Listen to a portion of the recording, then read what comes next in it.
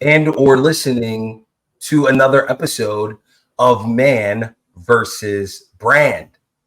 Now, I want to talk to you guys about an idea that I think is super important to me, because oftentimes in my coaching, I ask people a very simple question.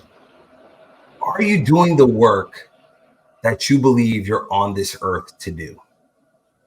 Are you in fact participating in the activities that you believe you are fully equipped and can evolve into as a person? Are you forming the right relationships? Are you transacting in the right business? That not only will bring you a sense of fulfillment, but that will in fact be in alignment to where you think your life should be.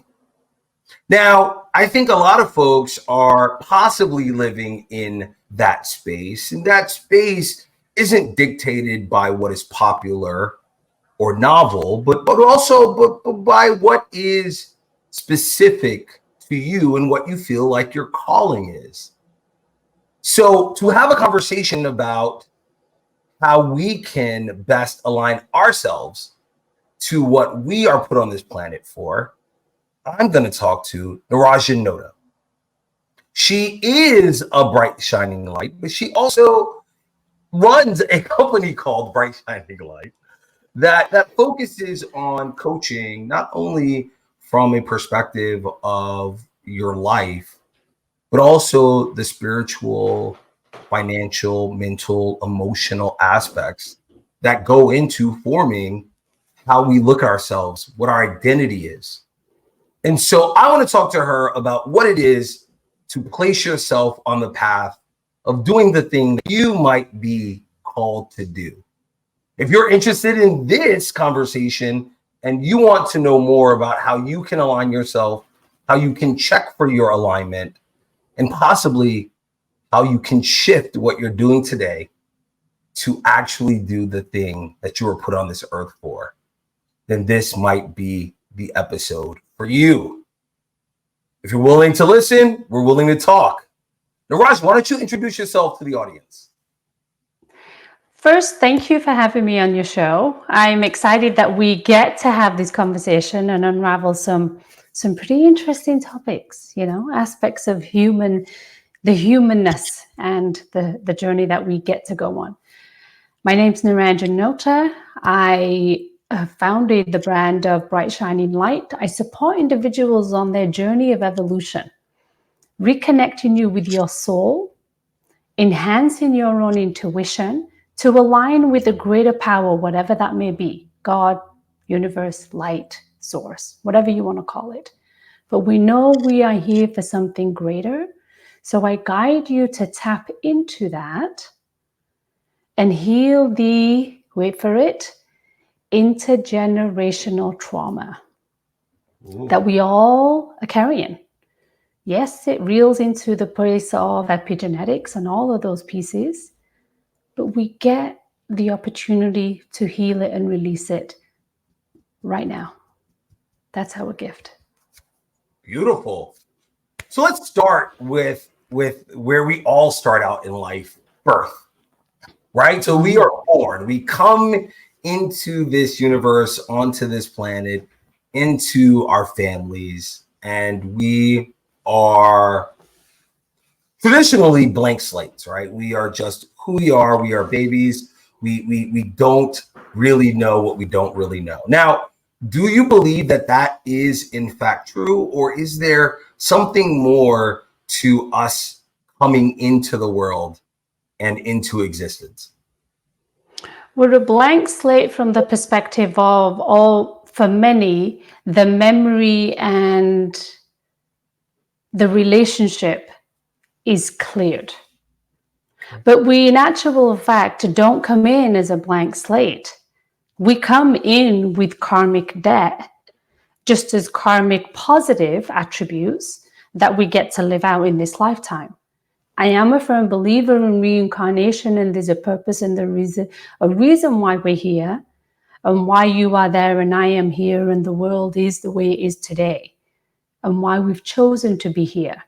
That to me is all a decision each of us made before being birthed here. Got it. So let's talk a bit and kind of unpack this idea of reincarnation, right? Sure. Is reincarnation something that you believe happens in a linear sort of timeline, meaning that we were here possibly in the 1600s and then are possibly brought back based on our choosing to a time, and then we have future choice along the same linear path in the next time that we will be born? Or is this something that exists outside of just the timeline that we exist in right now? Well, all timelines are fluid. But for ease of the consciousness of our mental mind, it's often more palatable and more digestible for us to put it in the context of linear time.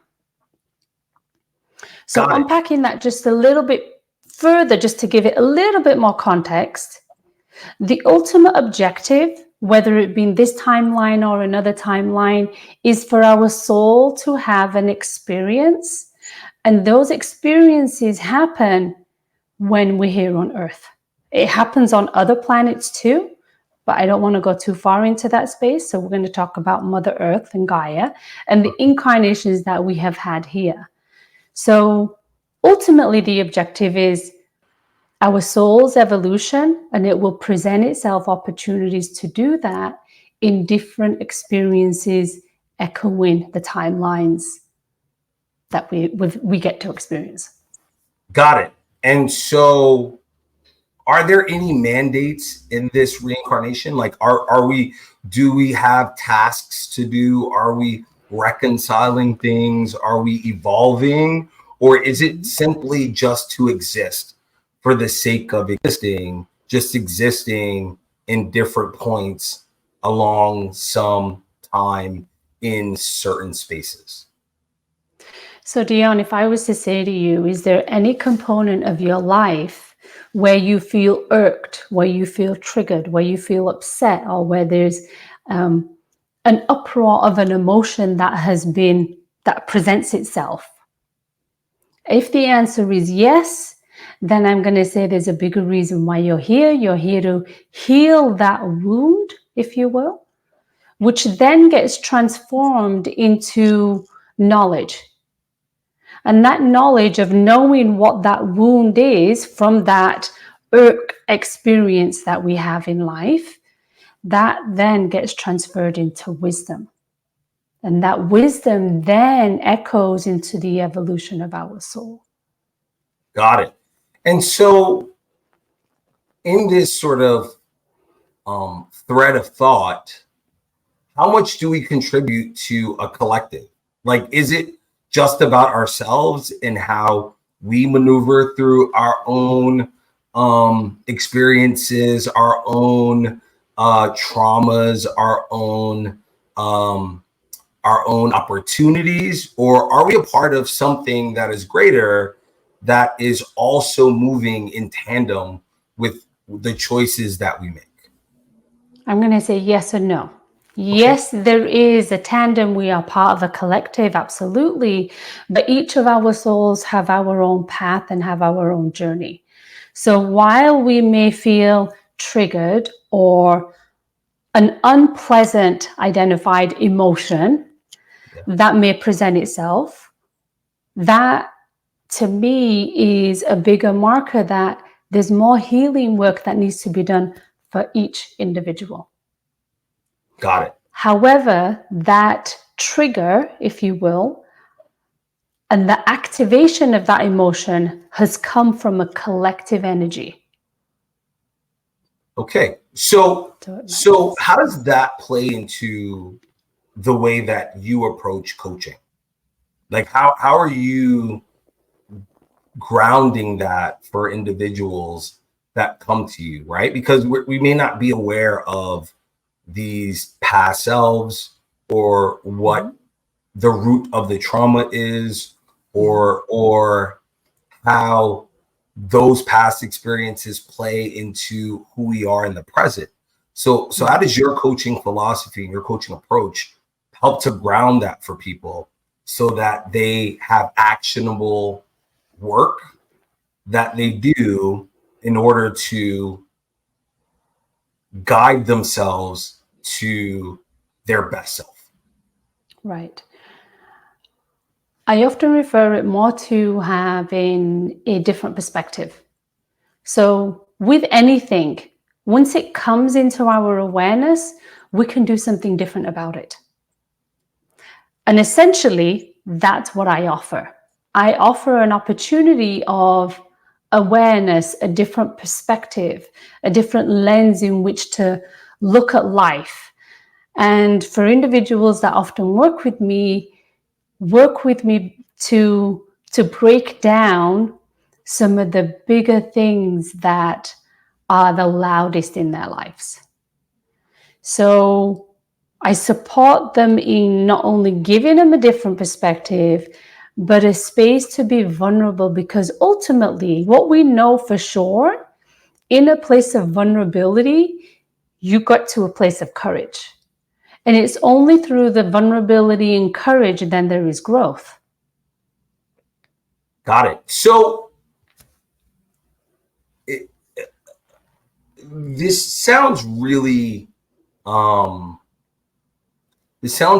expansive in the way that it approaches life and journey and lived experience. My question is this also applicable to any faith that the person have? Like, is this agnostic? Does this not really look at what your faith background is, and it's more of a general sort of approach? Or does this work in a specific belief system that a person is pursuing or trying to pursue in the goal of bettering their life? I think ultimately many people come from an element of a belief system, be it from a faith-based or a belief system of non-faith, right? So there's still a belief there. And my perspective is to offer a different, not only a different vantage point, but more from the point of, let me show you the realism of it. So I'm going to connect the science component and the spiritual component together. Do I work with individuals who come from a deep faith base? Absolutely. Do I pursue that for clients in terms of this is what you have to believe? Absolutely not. Do I have deep understanding and compassion around many of the different faiths? 100%. Otherwise, I would not be in a position to guide anybody through and mirror and match what the faith is saying and what science and spirituality and your intuition is saying. Got it. So let's talk a bit about intuition, right? Mm-hmm. So there are those that say that intuition is non-measurable. There are those that say that it is, in fact, a sense very similar to taste, touch, sight, and smell. Where do you sit on that? Like, do you believe that intuition is an inherent part of the human biological experience?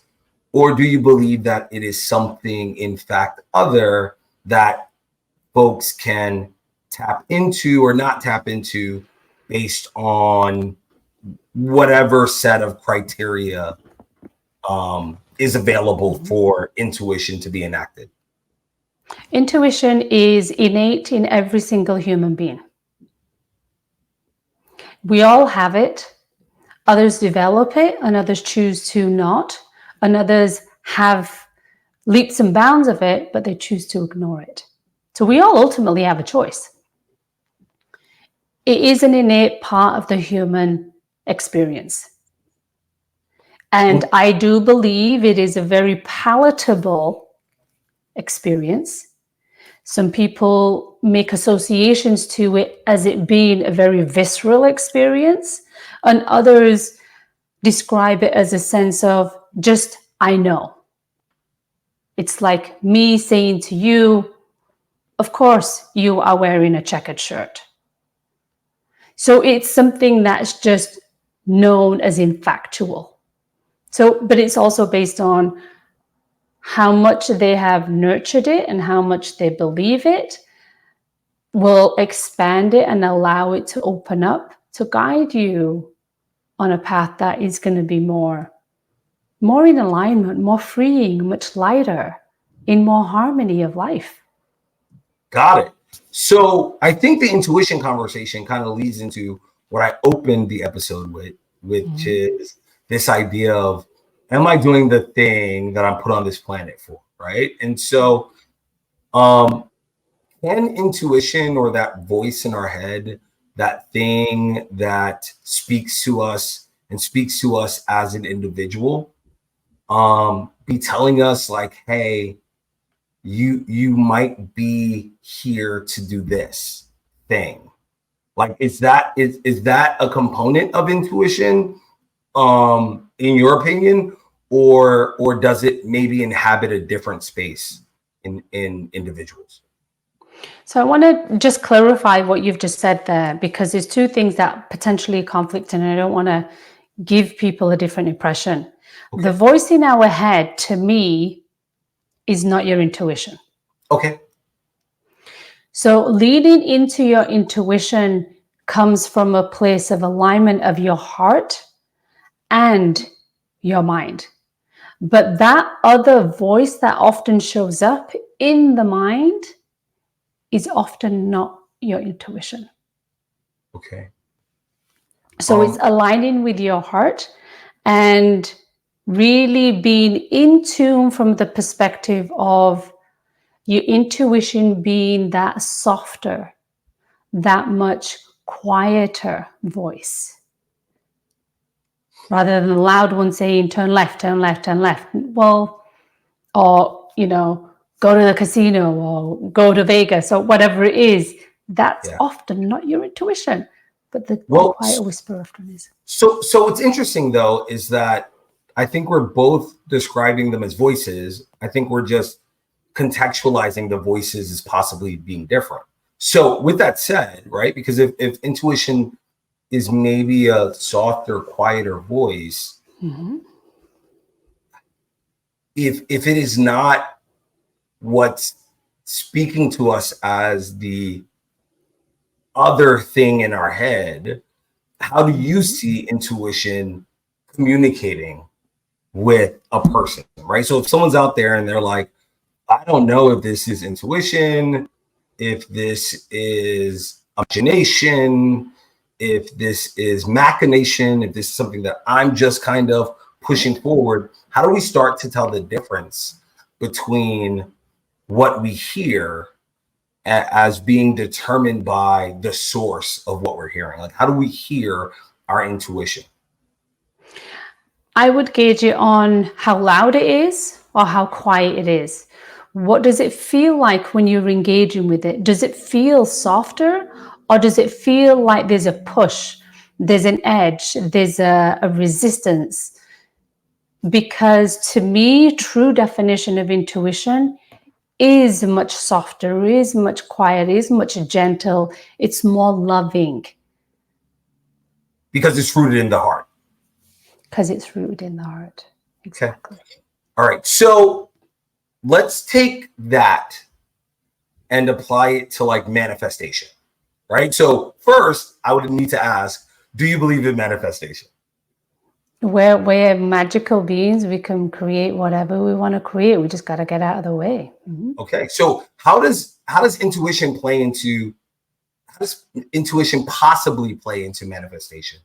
Is it an early indication of what we have the possibility to do? But then we choose whether we follow that path or not? Or is intuition, in fact, a response to the circumstance at hand? Whereas one is more sort of predictive in nature, right? Where something is telling you, hey, you could do this, you could make this choice, you could go left instead of going right. While the other is more responsive to the circumstances that we're in. where it's like, faced with this decision, here's the best option for you that's available. How do you see intuition playing into manifestation and choice? I think the intuition is a key player in the evolution of your own soul. Okay. So earlier in the conversation, we talked about having the opportunity to heal some of our karmic wounds. Mm-hmm. So the intuition to me will play into that. So granted, we may make a decision, be it circumstantial or be it a voice and a feeling led. It will ultimately present itself an opportunity where, from my context and my languages, a healing of your past will present itself. So it doesn't mean all your manifestations and all your intuitive senses are going to lead you down the rainbow path of the yellow brick road. It's not going to be all sunshine and roses. Yeah. Sometimes your intuition will lead you down a path where a decision needs to be made for the evolution and the growth of your soul so you can expand that further. So to that point, not all intuitive choices will lead you to the most obvious positive path. Correct. But possibly to a path that leads to growth, which will inevitably lead to a greater sense of positivity. Ultimately, I mean, when you think about it, we're wearing this outfit called the human body. Mm-hmm. For our soul to grow, this is just an outfit that we get to wear. The soul is going to have these experiences in this outfit, and it'll do whatever it needs to do to have those experiences come on the path so we can grow as a soul. Got it. Okay. So speaking of being placed on this earth, how do you feel like you're doing in your own path to fulfilling what you're placed on this planet for? Do you feel like you are making grounds? Do you feel like you are closer to what you are ultimately meant to experience in this life and learn from this life? How do you feel about your own journey in this lifetime? I would say it's been a ride, and it will continue to be a ride. But yet, that is the purpose. For each and every single one of us, it's meant to be rough. Period.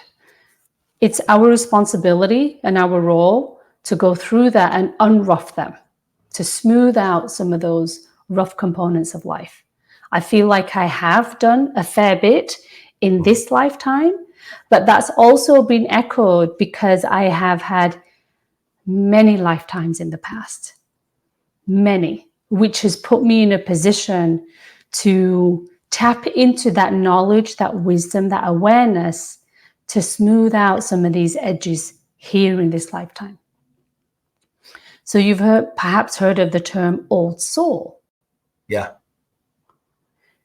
And that has forged me the opportunity to say, this is what I'm doing, and this is how I can best do it for me. But also, now I know I'm here to do it and support others on their journey. So I fit into that, and that aha came probably about 10 years ago. But stepping into it is a whole different conversation, right? Yeah. So I think what's controversial, for lack of a better term, about what you're describing is a lot of the onus is on the individual, where a lot of like faith-based living is really this sense that you're doing the best you can based on what some deity or force has kind of allowed for you, right? And so and maybe, I guess, maybe this process of reincarnation, as you're describing it, is led by some force, right? Some force is guiding this overall process, but it feels a lot less I want to say intrusive, but intrusive is not the right word. A lot less directed by a force and more decided by the individual how they want to approach the version of their life that they're living in. Right. So how do individuals who are listening to this podcast that feel like there are forces that are working for their benefit or for their failure, how do they start to look at themselves as being a directing force in the experiences versus believing that there's some greater sense that is really kind of driving them? When we look at the greater perspective of things, we all came from the same place. Yep. Whomever it is, whether you want to call it some of the deities, whether you want to call it Jesus or whomever, these human beings that presented extra human powers, if you will, we all came from the same place. So if we all came from the same place, that frequency and that energy and that power resides within us. So perhaps the biggest challenge is for individuals to recognize that they have that power, because we've all been conditioned so much that we don't have it. Yeah. And all of a sudden, I'm going to open the veil and say, actually, surprise, you do. So then you get in a position going, now I'm scared of my own power. And that's when we get into the place of how do we manage that better and use it for the greater good and use it for the evolution of your soul as well as the collective. Because ultimately, we're it. We have everything that we need to do everything that we want to do. And all of it is accessible. Now, if we have all the power, right, to do what we're supposed to do, you mentioned this idea of karmic debt. So does karmic debt determine how difficult it will be for us to access that sense, right? Like if I'm carrying a greater sense of a negative, right? Then does it take me that much more to get to the positive than another person who's not carrying as much? Or is it based in a sense of ratio where I am less this much, but I have the possibility to be more this much, right? Like, how does that even work? How does that work in the ways that you view it? So let me give you an example. So for instance, let's pick on an emotion or an experience like abandonment. Okay. Children, partners, relationship, work colleagues, whatever. There's typically every human experience will have a feeling or a sense of abandonment. Nobody loves me anymore. I'm left by myself. That person left me, my mom, whatever. Yeah. So if we look at that, everybody has a version of all of these, what I want to call lowering vibrational frequency emotions. What we do know from many scientists and philosophers, even, there's a Hertz measured scale of emotions. Yeah. And abandonment, guilt, shame, sadness, all of those are pretty low frequency. So within that space, we get to heal it on different levels. So for you, it might be, let's say, on a scale of 1 to 10. In your soul evolution at this moment of time, it might be a number 4. Whereas for me, it's a 9. it's an okay. Put it out there. It's a 9. Anyone that's listening to these podcasts knows that abandonment is a part of my life struggle. So it's a 9 for you. So continue. Okay. Let's see if we can shift that. Yeah. And then for me, perhaps it's a 6. Got it. So we all have it, but based on the work that we do on ourselves, our own introspection, and really being palatable with the power of this, knowing that we have this infinite power within us, we peel back a layer at a time of that abandonment. So we can take it in small increments and start gnawing and chewing and digesting and letting go of it in small places. And then to add to your point, yes, that is a karmic debt perspective. Yeah. But there are also many karmic positive attributes that we get to witness. We both live in Western world environments. We have food on the table. We've got roof over our head. Like, we have these other luxuries and good things accessible and available to us. So to me, they are the positive attributes of some of the karmic experiences that we have had. And they will become louder and bigger the more we heal the lowering, the negative, the triggering, the resistance, the harder experiences that we have that actually need a lot more courage and bravery to unwrap. It's easier said than done, Dion. Got it. You know that already. Yeah. So I think, right, so coming back to sort of the earlier point, and then bridging in this question around sort of the interconnectivity of it all, right? Mm-hmm.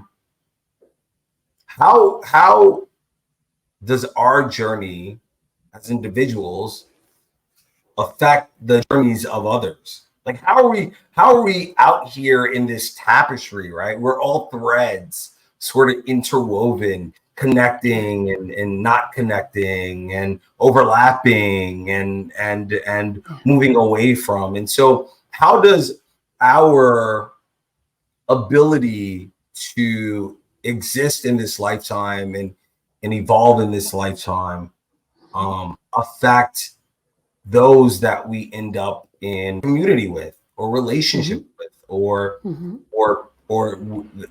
people who we are just pedestrian, right? Like, we just meet them once and never meet them again. How is our path sort of connected to the paths of others? Because if abuse is your thing and that's a 9 for you, and you meet me and I display abusive behaviors, it may not be purposefully directed for your journey, but the fact that we have met each other sort of connects the thing that I need to work on as an abuser with the thing you need to work on as someone who is dealing with abuse, right? So how does our own individual sort of path inform or affect the paths of others, considering that we're all sort of moving along a journey to evolve things that are present within us, but also that may have happened in past lives? I'm a firm believer, from my own experiences, not only in this lifetime, but previous lifetimes, Every single thing happens for a reason. Everything. Who you're raised with, who become your parents, the school that you go to, who becomes your teacher, the teacher who said this, this, and this, and now you're carrying that into adulthood. The childhood experiences or college experiences, everybody that you meet with a reason. We don't sometimes get to understand that reason. However, there is something there that's deeper that needs to be uncovered. And depending on the magnitude of connection with that person, let's just identify one person, a sibling. Yeah. And if you and the sibling are loggerheads together and just chalk and cheese, that to me is a really big karmic contract. So in order for our soul to evolve, we have these contracts before we birth here and say, hey, you're going to be my sister and this is what's going to happen. You're going to be my brother and this is what's going to happen. Parents, you're going to treat me like this. And it will just continue. And that is what will be presented as soul experiences, life experiences, which are ultimately soul evolving experiences. That's how people come into our lives to expose those wounds, if you will, because they'll show up in emotional behavior. But also those who are supporting us will show up to that friend or that peer or that other sibling or parent who is holding space for you to say, Dion, it's okay. Everything's all right. That we often refer to as, you're my guardian angel, or you're just a light in my life. Whatever the language we want to use, we've all witnessed somebody who has come into our lives and lit up our space with a place of comfort and love.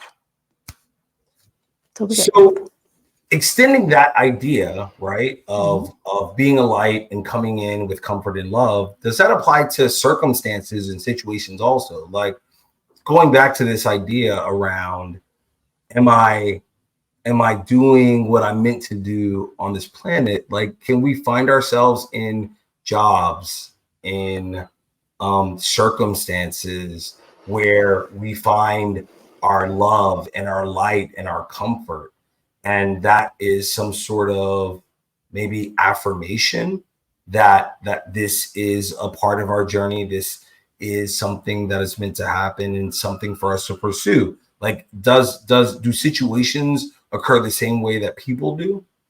Absolutely. Absolutely. Because one thing that we know for sure is when we're not in a line, everything happens for a reason. I've already said that. I know I did. And we often forget or resist the component of we're here and we're meant to be here at this moment of time because we've been conditioned to be over there already. Yeah. But we're not. We're meant to be here. We're here for a reason. Let's just be here. Yeah. So settling into that can often be more challenging than not, rather than going to a place of feeling like you're at the wrong place at the wrong time. Don't believe that, because I think everything happens for a reason, because I've seen it in my life and in others, those that I coach too. But also from a place of when your soul is redirecting you, the messages and the experiences in life will get loud. Loud to the point of you might get fired. You might lose your house. You might have a car crash. You might be physically debilitated. You might get an illness. They will get loud to capture your attention. Often, individuals who have had those experiences will identify other little nudges before it got so loud. So we know who are we kidding? We're not kidding ourselves by saying, no, I had no idea. It just came out of left field. No, but it's accepting it and surrendering and being comfortable with that. Yes. Okay. So if I'm listening right now and I think that I'm out of alignment with what I'm supposed to do, with my path, with my mission, and that feeling feels like timely, it feels right now, it feels important, it feels like it's something that I'm not necessarily driven to feel, but just feels like something I need to address. Right? What steps should I start to take in order to align myself differently? Is it finding a coach? Is it meditation? And I know that there's no one fix all, so I'm not asking you to like prescribe one version of something, right? But if I'm listening and I just don't know where to start to come into some sense of shift in my own life, because I can tell that something doesn't feel like it's to get me into a different space, or at least start to lead me into a different space. A number of things can happen, or a number of opportunities and choices are available. Perhaps the primary one would be unravel that judgment of I'm not in the right space. Where did that judgment come from? Has it come from an external place? Has it come from a belief system? Where has it come from those near and dear to our hearts who want more from us? So unwrap that, be it journaling, be it a conversation with somebody. And then I would say, in addition to that, take time for yourself and reflect. Be it journal, or be it just going for a walk, and be with your own thoughts. Be with your own heart. Move your awareness into your heart and into your own space so it can speak to you on a different level. Because ultimately, it's about creating awareness and creating a space to see what is alignment. What does alignment really mean? Are we really aligned? By the judgment of I'm not at the right space and I'm not at the right time. I should be doing something else. So I think that's interesting, right? Because it feels like that what you're advocating for is to dismantle outside engagement around what we should be doing, and breaking that out to get clarity on whether we actually feel driven by, or feel compelled by, or feel there's a disalignment or first, and then reflect on what that thing means. Right. So we come into the world a blank-ish state, and we spend a lot of time learning language, math, history, learning ceilings of achievement, learning to not trust ourselves, learning to adjust for what others' expectations are. Right? So in your own life, did you find it difficult to kind of dismantle beliefs, thoughts, practices, habits that were not your own? And is that something that you're currently still going through, or is it something that you feel like at this moment you've done a lot of the work to sort of break those things apart, to sort of live in your own truth, for lack of a better term, but in your own voice? Mm-hmm. Mm-hmm. I think what I know for sure is if the human experience is done as it, let's say, supposed to be, the unraveling of belief systems and stepping into one's own truth is a painful experience. So to answer your question, yes, I've done it. It was painful. It was grueling. It was very difficult. And it took me a lot of courage and to be very, very brave to make some really big decisions and choices in my life that really dismantled, to a certain degree, how I was raised. So undoing, yes, we can talk about the whole child trauma situation, but I'm going to say, unraveling the components of the belief systems from other karmic lifetimes that I know I brought in to unravel. So fast forward 20 odd years, are there some components that I'm still unraveling? Absolutely. But are they as heavy and as taxing and as toxic as the other ones? Absolutely not. Absolutely. Absolutely All right. not. Cool. Well, Naranjan, I have two questions that I ask everyone that's on the Man versus Brand podcast. And then I'd like for you to share how people can connect with your content and your material and your coaching system. So are you ready? Absolutely. Yes, let's do it. Let's go. On any streaming platform, podcast, book, what's something that you recently engaged with that you thoroughly enjoy? What I recently engaged with that I thoroughly enjoy. Well, I'm always in my own evolution, right? So I'm always growing and I'm always expanding, because if I don't evolve and I don't grow, I can't support clients on their own journey. So for me, it's being in a space of being in a deeper dialogue with Mother Earth.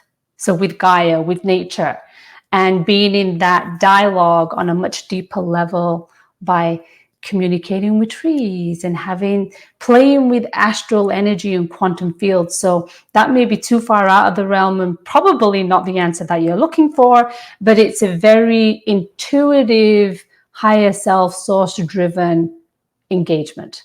Well, no. So I don't think it is. I think what would maybe ground this for the question would be, are there any resources that you have tapped into in order to hone that skill set or to further that skill set, where maybe it's a book, maybe it's a podcast, maybe it's a YouTube channel, maybe it's something on Netflix that you watch that really kind of resonated with that activity or that energy or that intention? So not really. Okay. But the one thing that I do for sure is be in a place of mindfulness. So be it the food that I'm eating, I'm going for a walk, I am just sitting and being present. Look, Dion, my life is pretty simple. I am very simple from the place of, I have a TV, but I don't really watch it.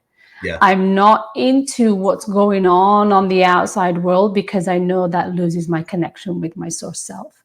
So for me, it would be whatever that looks like for anybody else. Go to a place of mindfulness, of being really present, cooking dinner, eating dinner, going for a walk, smelling the roses, smelling the trees, feeling the rain on your body. Like, be really present. I think that's the gift that we get to have. Okay. All right. So second question, very similar setup, right? So it asks, on any streaming platform, podcast, and or book, what's something that you thoroughly enjoy that people may not readily associate with you? So this could be like a genre of reading. This could be, people have talked about like historical documentaries. Like, what's something that you thoroughly enjoy for yourself that people may not readily associate with you, but that you just really like? It's definitely not a book. It's definitely not a podcast, and it's definitely not a movie. But one thing that I think those things is to allow other people. So these will be in the show notes, and it allows other Okay. people to sort of tap into those things also. So like there'll be a Okay. link with a description just so that anyone who's accessing the episode or the podcast, they can get that thing Got if it. they Got it. find interest in it. Fair enough. One of the things that I've been doing for many years is being in a place of gratitude. So I have a gratitude journal. I published it a couple of years ago, and doing that every day, I think, is crucial. It's set me up to where I am today. I think it's very important to do. Yeah. So being in a place of gratitude. Now, listen, I love the gratitude answer. I will include that answer. But I feel like you seem like a person who's very much about gratitude. So what's something that's outside of that? Like, I imagine that you have like a hobby or an interest that isn't aligned with coaching or spirituality that you just really like because you like it. Like, not because it aligns perfectly to what people's expectations are of you, but just because it's something cool. Like you might like to cook a certain type of cuisine because you like it, not because Right. it is something that people associate with you. Right. So perhaps the starkest contrast of myself to the work that I do is take me to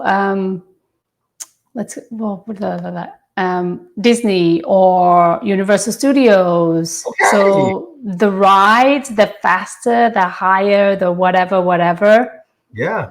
I'm all in. So yeah, I'm what would be defined as a ride junkie. Yes. Yeah, no, I think 100%. I think that's awesome. Like I think that, right, like so many adults don't get to tap into, right, where like a ride is something where you just get to strap in and you're just there for that moment, and you're not the driver of it. You're not, you know, you're just a pedestrian. And I think that there's something really freeing in that, right? Where you just kind of get to enjoy it. You're not curating it, you're not facilitating it. You are just there to enjoy it. And so I definitely appreciate that. Absolutely. So if anyone's interested in learning more about your content, engaging in what you do, where should they go? They should go to brightshininglight.com and book a consult, and we can unravel whatever's showing up, and or download the free gratitude journal one pager, because that's available for you to use and to incorporate in your life. So all the socials are on there as well. So LinkedIn, Facebook and Instagram and things are all on there, but brightshininglight.com. That's it. Awesome. All that will also be in the show notes. Thank you so much, Naranjan, for talking to all. Have a great day. Thank you.